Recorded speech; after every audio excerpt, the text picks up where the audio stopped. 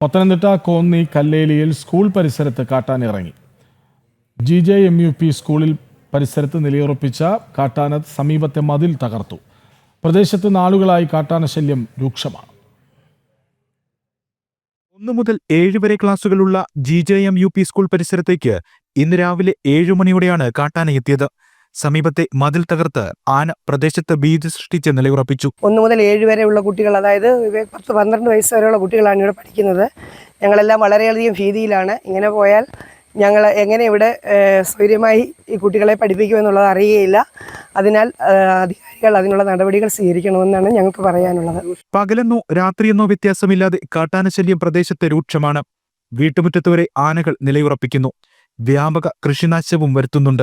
ആന ഭയങ്കര ശല്യം എന്ന് വെച്ചാൽ ഭയങ്കര ശല്യമാണ്. ഇതുവരെ ഇങ്ങനെ അയ്യത്തൊക്കെ ഇറങ്ങിയിട്ടില്ലാത്ത ഒരു ഇതാ. ഇപ്പം ഈ അയ്യത്ത് ഇറങ്ങി നമ്മൾ പേടിയാണ്ട് അടുക്കള സൈഡിൽ കൂടെ വന്നിട്ടാ ഇത്രയും നാശം ചെയ്തേക്കുന്നത്. വെട്ടുകാർ വന്നപ്പോഴാ നമ്മൾ അറിയുന്നേ. ഇറങ്ങി നോക്കിയപ്പം ഇങ്ങനെ ഈ നാശം ചെയ്തേക്കുന്നു. കൃഷി എല്ലാം നശിപ്പിച്ചേണ്ട, ആ കമുകെല്ലാം നശിപ്പിച്ചിട്ടേക്കുന്നു. വാഴയും നമ്മൾ എങ്ങനെ ജീവിക്കും? കല്ലേലി എസ്റ്റേറ്റ് തോട്ടം തൊഴിലാളികൾ ആനയെ കണ്ട് ഭയന്നോടി പരിക്കേൽക്കുന്ന സംഭവങ്ങൾ അടുത്ത കാലത്ത് പതിവായിട്ടുണ്ട്.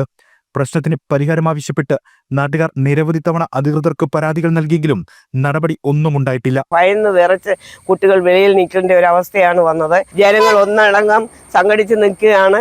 എന്ത് ചെയ്യണമെന്നറിയാതെ സ്കൂളിലെ കുട്ടികളെ, രക്ഷിതാക്കളെ എല്ലാം ഒത്തുചേർന്ന് ഇവിടെ പ്രക്ഷോഭം നടത്താനായിട്ടിരിക്കുകയാണ്. അതുകൊണ്ട് അടിയന്തര നടപടി DFOയുടെ ഭാഗത്തുനിന്നോ അല്ലെങ്കിൽ ഗവൺമെന്റിന്റെ ഭാഗത്തുനിന്നോ ഉണ്ടാകണമെന്ന്. പ്രശ്നത്തിന് ശാശ്വത പരിഹാരം ഇനിയെങ്കിലും ഉണ്ടാകണമെന്ന് മാത്രമാണ് നാട്ടുകാർക്ക് പറയാനുള്ളത്. ജനം, പത്തനംതിട്ട.